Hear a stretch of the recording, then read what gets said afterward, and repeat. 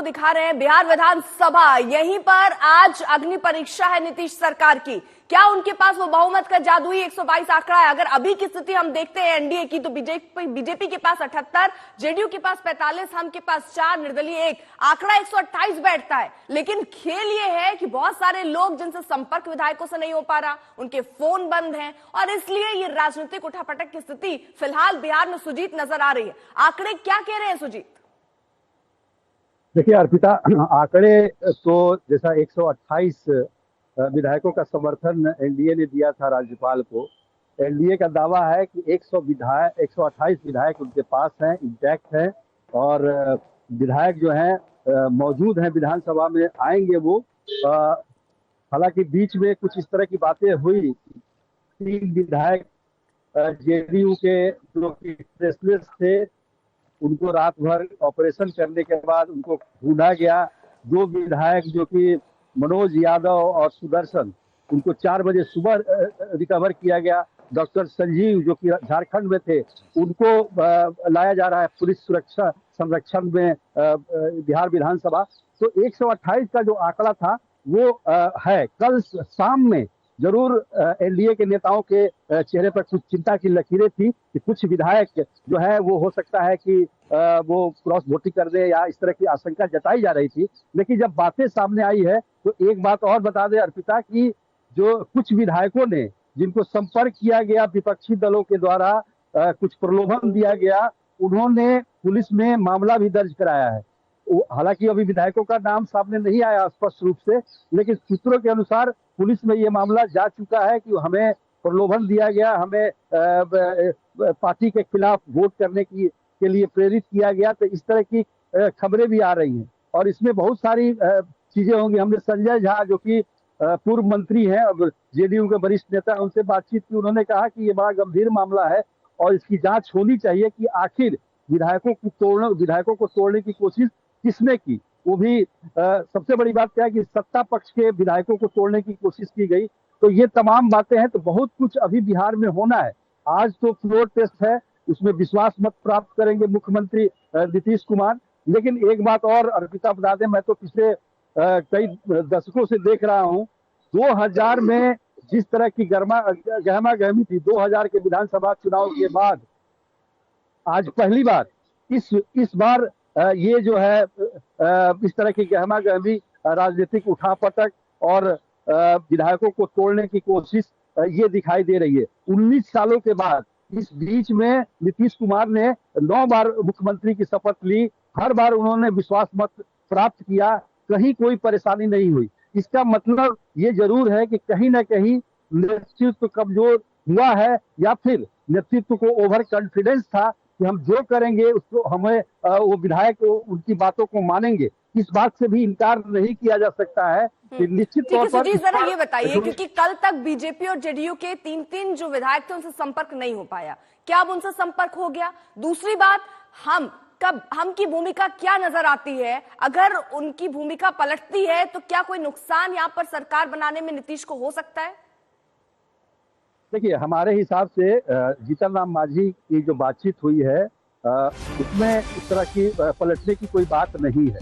लेकिन राजनीति जो है वो परिस्थितियों के अनुसार भी होती है। अगर मान लीजिए, जैसा कि आपने कहा कि 3 विधायक जेडीयू के और 3 विधायक बीजेपी के अगर नहीं आते हैं या क्रॉस वोटिंग कर देते हैं या अनुपस्थित रहते हैं, उन परिस्थितियों में मांझी का फैसला बदल भी सकता है। लेकिन हालात अब सामान्य है। इसलिए सामान्य है क्योंकि जेडीयू के जो 3 विधायक थे वो तीनों अब आ गए हैं।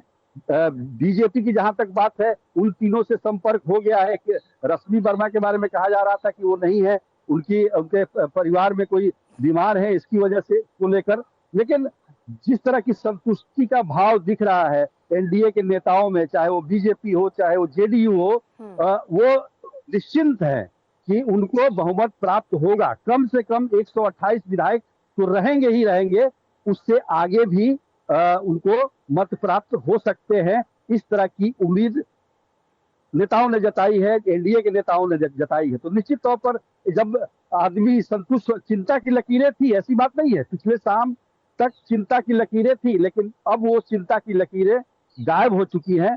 अब संतुष्टि का भाव आ चुका है। लेकिन एक सबक जरूर दे के गया है ये पूरा प्रकरण कि आप जो है विधायकों को बहुत दिनों तक नजरअंदाज नहीं कर सकते।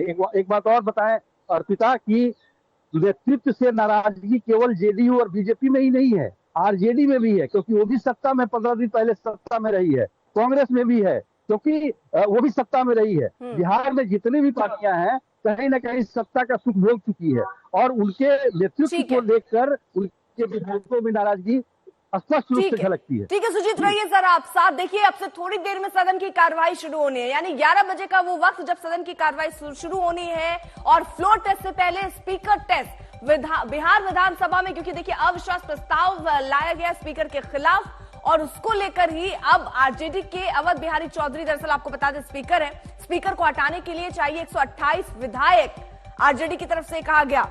और अब जिस तरह स्पीकर को लेकर भी पेच है, उसको लेकर भी गहमा गहमी की स्थिति दिख रही है। स्पीकर के खिलाफ प्रस्ताव से ही तय हो जाएगा विश्वास मत।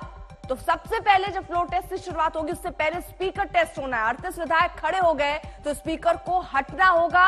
यह दावा जेडीयू नियमतः कह रही है कि 38 विधायक खड़े हो गए तो स्पीकर को अपने पद से हटना पड़ेगा। स्पीकर अवध बिहारी चौधरी इस्तीफा नहीं देने पर अभी तक आपको बता दें अड़े हुए हैं। 6 फरवरी को दरअसल उनको नोटिस मिला था, लेकिन अवध बिहारी 14 दिन पद पर रह सकता हूं, उन्होंने ये भी कहा कि अभी मैं 14 दिन तक अपने पद पर रह सकता हूं। यानी इस दिन, यानी आज जब फ्लोर टेस्ट है तो वो वहीं रहना चाह रहे हैं। संविधान के मुताबिक 14 दिन पहले स्पीकर को नोटिस देना जरूरी है। बीजेपी के नंद किशोर यादव ने दरअसल अविश्वास प्रस्ताव का नोटिस दिया है अवध बिहारी चौधरी को।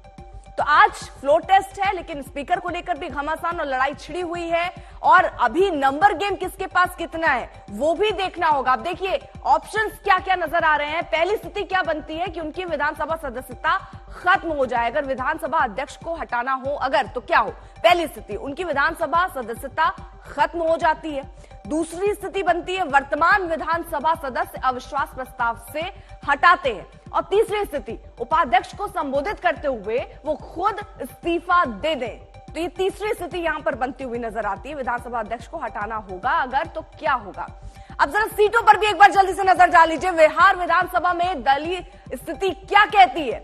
सबसे बड़ी पार्टी के तौर पर आरजेडी उभरी थी 79 सीटों के साथ। बीजेपी दूसरे नंबर की बड़ी पार्टी 78 सीटें थी। जेडीयू 45, कांग्रेस के पास 19, हम के पास 4। अब एनडीए के पास अगर हम आंकड़ा देखें कुल सीट 243 और बहुमत का आंकड़ा बैठता है आपका 122 और बीजेपी के पास 128 विधायकों की सहमति थी। लेकिन अब क्या कोई खेला होगा? क्या कोई इधर से उधर होगा? इस पर नजर बनी हुई है। कि राष्ट्रीय जनता दल के कोई भी माननीय विधायक मिसिंग नहीं है। पूरी तरह से महागठबंधन महामजबूत है, इंटैक्ट है। हमारे पास वो संख्या बल है।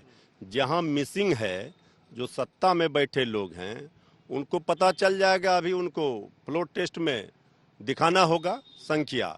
अब तो 2-4 घंटे की मेहमान है सरकार, वेंटिलेटर पर है सरकार।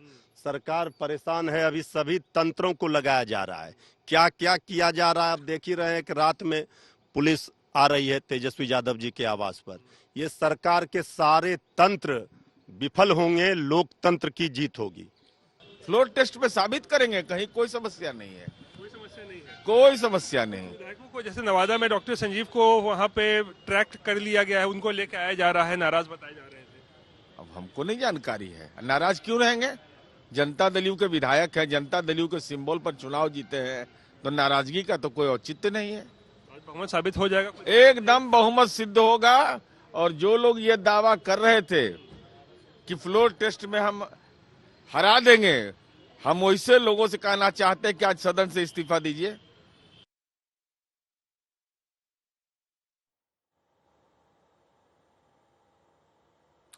तो आज है अग्नि परीक्षा नीतीश सरकार की। बहुमत साबित करना होगा, लेकिन उसी को लेकर मातापच्ची की स्थिति फिलहाल बनती नजर आ रही है। इन सबके बीच तेजस्वी यादव, जिन्होंने अपने ही आवास पर अपने विधायकों को रोक लिया था, वहां से भी विधायकों का निकलना अब शुरू हो चुका है और वहां से विधायक अब बिहार विधानसभा की तरफ जा रहे हैं, क्योंकि अब से थोड़ी देर में ये प्रक्रिया सब शुरू होगी। तेजस्वी यादव के आवास से निकले हैं आरजेडी विधायक। उन्हें पहले बुलाया गया, बाद में उनके सामान को भी मंगा लिया गया था।